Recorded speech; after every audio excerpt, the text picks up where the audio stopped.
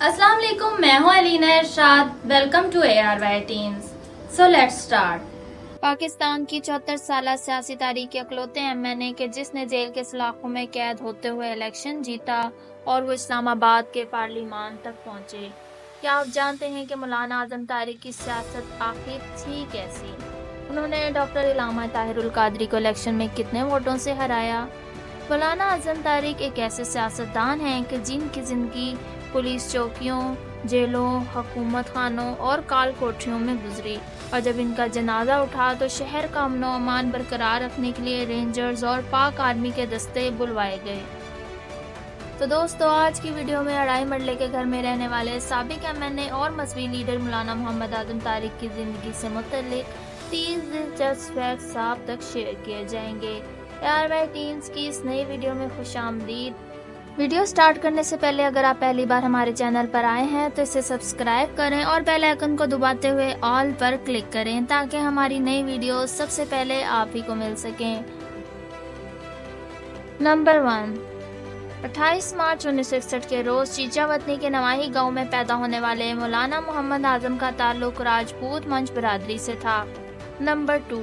मौलाना आजम तारिक ने अपनी दीनी तालीम कराची के मदरसे से हासिल की।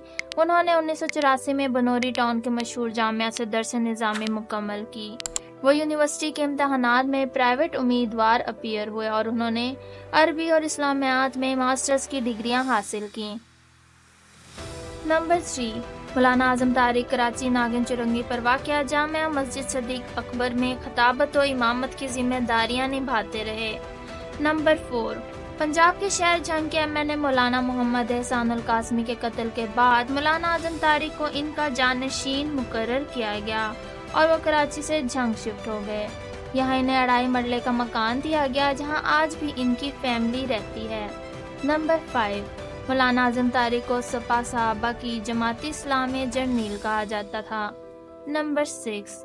मौलाना आजम तारिक पाकिस्तान के 74 साल सियासी हिस्ट्री के वो अकलौते सियासतदान थे कि जिन्होंने जेल में रहते हुए अपने नॉमिनेशन पेपर्स जमा कराई।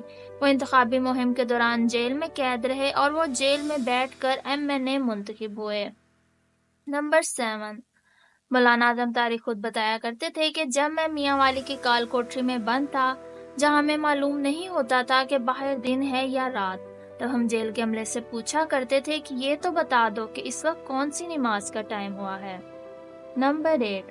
मौलाना आजम तारिक पर 65 के करीब मुकदमात कायम थे, जिनमें से 9 मुकदमात दहशतगर्दी से मुतल्लिक थे। वो अपनी ज़िंदगी में झंग, फैसलाबाद, बहावलपुर, अटक, मुल्तान, चूंग सेंटर लाहौर, रावलपिंडी, कोट लखपत लाहौर और मियाँ वाली की जेलों में कैद रहे। नंबर 9। मौलाना आजम तारिक के सपोर्टर्स की जानिब से बारहा इनके फैसलाबाद की तकरीर का जिक्र किया जाता है। मौलाना तारिक ने फैसलाबाद के धोबी घाट ग्राउंड में एक बड़े जलसे आम से खिताब किया।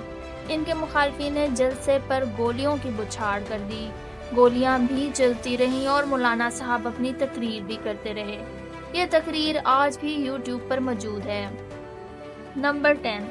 मौलाना आजम तारिक को इनकी जमात ने 1992 के ज़िमनी इलेक्शन में उतारा। इनका मुकाबला हुकूमती उम्मीदवार शेख मोहम्मद यूसुफ से था। हुकूमती मशीनरी की भरपूर इस्तेमाल के बावजूद भी मौलाना आजम तारिक ने अपने मुखालिफ को 7000 वोटों के फर्क से शिकस्त दी और यूं मौलाना पहली बार कौमी असम्बली के मेंबर मुंतखब हुए। नंबर 11। मौलाना आजम तारिक 1993 के जनरल इलेक्शन में दूसरी मरतबा इंतखाबी अखाड़े में उतरे। अब की बार इनका मुकाबला साबिक MNA नवाब अमानुल्लाह खान सियाल और शेख मोहम्मद इकबाल से था। मुत्तहदा दीनी महाज के मौलाना आजम तारिक ने अपने मुखालफिन के 2436,000 वोटों के बदले में 55,000 वोट हासिल किए और मुसलसल दूसरी बार इस्लामाबाद के पार्लिमान तक पहुंचे। मौलाना आजम तारिक गर्जदार आवाज़ रखते थे। वो जब भी असम्बली में बोलते तो आवाज़ की इतनी गरज होती थी कि पार्लियामेंट का शोर भी सन्नाटा लगता था। नंबर 12। 1997 के जनरल इलेक्शन में हर तरफ मुस्लिम लीग नवाज की फजा बन चुकी थी। ऐसे में मौलाना आजम तारिक नून लीग के अमानुल्लाह खान सियाल से 14,000 वोटों के मार्जिन से शिकस्त खा गए और पार्लियामेंट तक पहुंच ना पाए, लेकिन इन्हें सूबाई असम्बली की सीट से कोई शिकस्त ना दे सका और वो MPA बनने में कामयाब हो गए। नंबर 13। مولانا اعظم طارق نے 2002 میں جب اپنی زندگی کا آخری الیکشن لڑا تب وہ میاں والی جیل میں قید تھے۔ پاکستان کی تاریخ میں ایسا پہلی بار ہونے کو تھا کہ قومی اسمبلی کے امیدوار نے جیل سے ہی نومینیشن پیپرز فائل کیے ہوں اور الیکشن بھی جیل کی سلاخوں کے پیچھے رہ کر لڑا ہو۔ نمبر 14، 2002 کے جنرل الیکشن میں کمپین کے لیے مولانا اعظم طارق نے جیل میں بیٹھ کر اپنے حلقے کے عوام کے نام اوپن لیٹر یعنی کھلا خط تحریر کیا۔ مولانا صاحب کے سپورٹر نے اس خط کی فوٹو کاپیاں اور پرنٹنگ کروا کر اسے گلی گلی پہنچایا۔ نمبر 15، مولانا اعظم طارق مد مقابل عوامی تحریک کے سربراہ ڈاکٹر علامہ طاہر القادری اور نیشنل الائنس کے شیخ وقاص اکرم تھے۔ مخالفین کے بالترتیب 34 اور 31 ہزار ووٹوں کے بدلے میں انہیں 41,525 ووٹ پڑے اور وہ تیسری بار MNA بن کر پارلیمنٹ کی راہداریوں تک پہنچے۔ نمبر 16، 2002 کے عام انتخابات کے بعد بننے والی اسمبلی میں وزیر اعظم کے الیکشن میں میر ظفر اللہ خان جمالی اور مولانا فضل الرحمان آمنے سامنے تھے۔ تب مولانا اعظم طارق نے مذہبی شخصیت مولانا فضل الرحمان کی بجائے میر ظفر اللہ خان جمالی کو ووٹ دیا اور ان کے اکلوتے ووٹ کی وجہ سے میر ظفر اللہ خان جمالی وزیر اعظم پاکستان بن پائے۔ نمبر 17، مولانا اعظم طارق پر کئی مرتبہ جان لیوا حملے بھی ہوئے۔ کبھی لاہور سیشن کورٹ میں ریموٹ کنٹرول بم دھماکے، کبھی گولیاں تو کبھی راکٹ لانچر اور ہینڈ گرنیڈ سے ان پر وار کیے گئے۔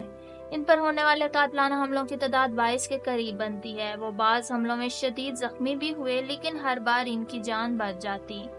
نمبر 18، مولانا اعظم طارق کے قریبی ساتھیوں کے مطابق مسجد نبوی کے امام شیخ عبدالرحمان الحذیفی نے ان کے جسم پر زخموں کے نشانات کی وجہ سے ان سے فرمایا انتا کماس لو خالد بن ولید، یعنی آپ تو خالد بن ولید کی طرح ہیں، کیونکہ خالد بن ولید کے جسم پر بھی 100 سے زائد زخم تھے۔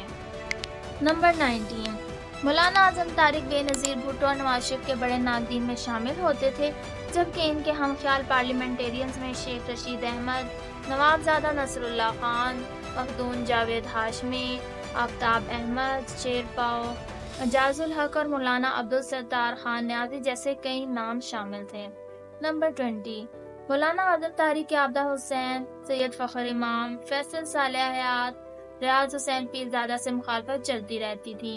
یاد رہے کہ مولانا اعظم طارق ریاض حسین بھی پیرزادہ کے والد کے قتل میں ملزم نامزد کیے گئے اور انہیں کوٹ لکھپت جیل میں کڑا وقت جھیلنا پڑا۔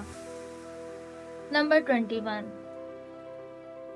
مولانا اعظم طارق 6 اکتوبر 2003 بروز پیر قومی اسمبلی کے اجلاس میں شرکت کے لیے جھنگ سے اسلام آباد آ رہے تھے کہ گولڈا ٹول پلازا کے نزدیک چند شر پسندوں کی جانب سے ان پر فائرنگ شروع کر دی گئی۔ آٹومیٹک اسلحے سے لیس افراد نے 200 کے قریب گولیاں چلائیں، جن میں سے 40 گولیاں مولانا اعظم طارق کو لگیں اور وہ اپنے 3 محافظ سمیت اس دنیا سے چل بسے۔ نمبر 22، مولانا اعظم طارق کی عمر وفات کے وقت 41 برس تھی۔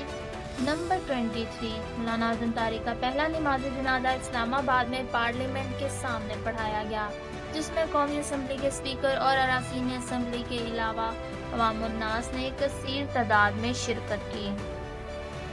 نمبر 24، مولانا اعظم طارق کی میت کو خصوصی ہیلی کاپٹر کے ذریعے جھنگ لایا گیا۔ تب شہر میں امن و امان کی صورتحال کو یقینی بنانے کے لیے پاک فوج اور رینجرز کی خدمات لی گئیں اور کئی روز تک پاک آرمی کے دستے گشت کرتے رہے۔ نمبر 25، ضلع ناظم جنگ صاحبزادہ سلطان حمید کی ہدایات پر پورے ضلع میں ایک دن کے لیے تمام نجی اور سرکاری ادارے بند رہے، جبکہ تعلیمی اداروں کو غیر مہینہ مدت کے لیے تالے لگا دیے گئے۔ نمبر 26، جنگ میں مولانا اعظم طارق کی نماز جنازہ اسلامیہ ہائی اسکول میں ادا کی گئی، جس کے بعد انہیں سیٹلائٹ ٹاؤن جنگ میں واقع جامعہ محمودیہ میں سپرد خاک کر دیا گیا۔ نمبر 27، مولانا اعظم طارق نے سوگوران میں ایک بیوہ، 5 بیٹیاں اور 2 بیٹے چھوڑے۔ ان کے بڑے بیٹے مولانا محمد معاویہ اعظم اس وقت جنگ کے رکن پنجاب اسمبلی ہیں اور پاکستان تحریک انصاف کے اتحادی رہ چکے ہیں۔ ان کے چھوٹے بیٹے مولانا انس اعظم بھی سیاسی اور سماجی شخصیت ہیں۔ نمبر 28، مولانا اعظم طارق کے چھوٹے بھائی مولانا عالم طارق بھی قومی اسمبلی کا الیکشن لڑ چکے ہیں۔ یاد رہے کہ مولانا عالم طارق گزشتہ کئی سالوں سے لاپتہ ہیں۔ نمبر 29، मौलाना आजम तारिक ने अपनी ज़्यादातर किताबें जेल में बैठकर लिखीं, जिनमें खुतबाते जेल, मेरा जुर्म क्या है और टूट गई जंजीर ज़्यादा मशहूर हैं। नंबर 30, मौलाना आजम तारिक की सारी ज़िंदगी जलसे जुलूस और रैलियों या फिर जेलों में गुजरी। उन्होंने कौमी असम्बली में नामूसे सहाबा अहले बैत बिल पेश किया, जो इनकी ज़िंदगी में मंजूर ना हो सका। मैं उम्मीद करती हूँ आपको आज की वीडियो पसंद आई होगी।